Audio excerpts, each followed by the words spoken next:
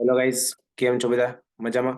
સ્વાગત છે તમારું કિંગ ઓફ બેંક નિફ્ટી ગ્રુપની યુટ્યુબ ચેનલ ઉપર. આપણે નિફ્ટી અને બેંક નિફ્ટી તારીખ 21 માટેના લેવલ જોયા હતા. એના ટાર્ગેટ ડાઉન સાઈડ માટે પણ પહેલો હિટ થયો અને પછી અપસાઇડ માટે પણ હિટ થયો. ચેક કરી લેજો. આ ડાઉન સાઈડ મેં કીધું ખુલે તો આ ટાર્ગેટ રહેશે. એ ટાર્ગેટ હિટ કર્યો, પછી માર્કેટે અપસાઇડ પણ ટાર્ગેટ હિટ કર્યો. આ બધા લેવલ મેં મારા પ્રીમિયમ ગ્રુપમાં શેર કરેલા છે. જે લોકોને જોઈન કરવું એ મને પર્સનલ મેસેજ 8980226141 ઉપર મેસેજ કરી દે તો એ જોઈનિંગ માટેના હું એને બધું મોકલી આપીશ. તો આવતીકાલ માટે શું રહેશે?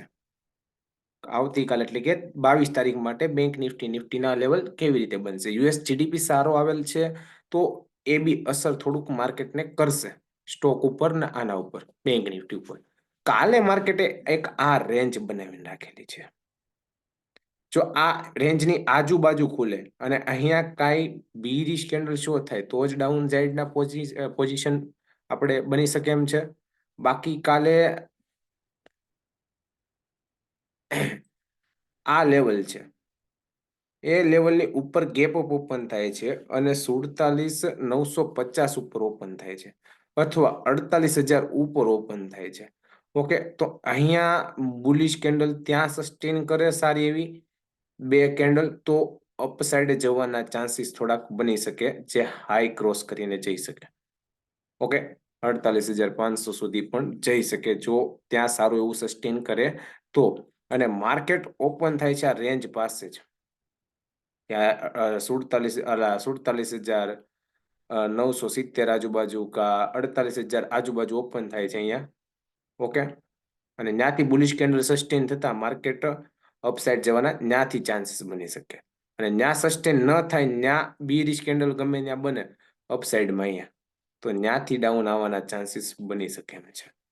ઓકે, એટલે આ બે પોસિબલ છે કે હાઈ માર્કેટ અહીંયા ખુલે તો થોડુંક પ્રોફિટ બુકિંગ પણ અહીંયા લોઅર લેવલ પાસે લાવી શકે એમ છે. એટલે બંને લેવલ ધ્યાનમાં રાખવા. સાથોસાથ ફ્લેટ ઓપન થાય અને ત્યાંથી જો ડાઉન સાઈડ ક્લોઝિંગ આવે તો ડાઉન સાઈડ જવાના પણ ચાન્સીસ આટલા ગણવા. એટલે બંને વસ્તુ ધ્યાનમાં રાખીને બેંક નિફ્ટીના લેવલ સમજવા. હવે છે નિફ્ટી માટે.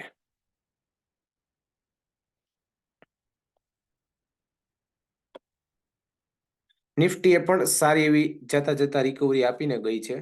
જે માર્કેટ કાલે થોડુંક બુલિશ રહેવાની શક્યતા નિફ્ટીમાં પણ ગણી શકવાની કે જો માર્કેટ આ રેન્જ છે એ રેન્જની ઉપર કાલે ઓપન થાય એટલે કે 21,300 ઉપર ઓપન થાય માર્કેટ અને સારું એવું બુલિશ કેન્ડલ સસ્ટેન કરે તો માર્કેટ અપ જવાના ચાન્સીસ કાલ માટે બની શકે. એટલે પહેલા તો માર્કેટ ઓપન સારું એવું થાય, સસ્ટેન સારું એવું અપસાઇડ કરે તો કાલે મોર અપસાઇડના આ 21,350 ઉપર સસ્ટેન કરવાથી સારું એવું અપસાઇડ મુવમેન્ટ એ બની શકે કાલે. એટલે આ બંને લેવલ અપસાઇડ માટેના છે. ગેપ અપ ઓપન થાય તો પણ સસ્ટેન કરવા દેવાની બુલિશ કેન્ડલ. અને જો ત્યાં હાઈ માર્કેટ અહીંયા આવ્યું કે 21,490 આજુબાજુ આવ્યું અને ત્યાંથી માર્કેટે બીરિશ કેન્ડલ શો કરી સારી એવી સ્ટ્રોંગ, તો ત્યાંથી થોડુંક પ્રોફિટ બુકિંગ પણ ડાઉન સાઈડ લાવી શકે એમ છે. જે આજના હાઈ સુધીનો ટાર્ગેટ એમાં પણ બની શકે ઉપરનો એસ રાખીને. બાકી માર્કેટ ફ્લેટ ઓપન થાય છે તો જો ફ્લેટ ઓપન થતા ડાઉન સાઈડનું ક્લોઝિંગ આવે તો માર્કેટ થોડુંક ડાઉન સાઈડ બીરિશ રહેવાના પણ ચાન્સીસ બની શકશે. એટલે આ બધા લેવલ છે નિફ્ટી અને બેંક નિફ્ટી માટેના ઇન્ટ્રાડે લેવલ 22 તારીખ માટેના. તો આ ધ્યાનમાં રાખીને ટ્રેડિંગ કરવું. બાકી સ્ટોપ લોસ અને ટાર્ગેટથી જ કામ કરવું. ફોર્મમાં એન્ટ્રી ના લેવી, ના ઓવર ટ્રેડિંગ કરવું અને નાના ટાર્ગેટે સારો એવો પ્રોફિટ બુકિંગ કરવો. જો તમને મારો વિડીયો સારો લાગ્યો હોય અને આગળના વિડીયો પણ સારા લાગ્યા હોય, મારું એનાલિસિસ સારું લાગ્યું હોય તો તમે મને આ વિડીયોનો લાઇક, શેર, કોમેન્ટ અને સબસ્ક્રાઇબ કરવાનું નહીં ભૂલતા ગાઈઝ. અને તમારા મિત્રોને શેર કરવાનું નહીં ભૂલતા અને સપોર્ટ કરજો. Thank you guys. આભાર.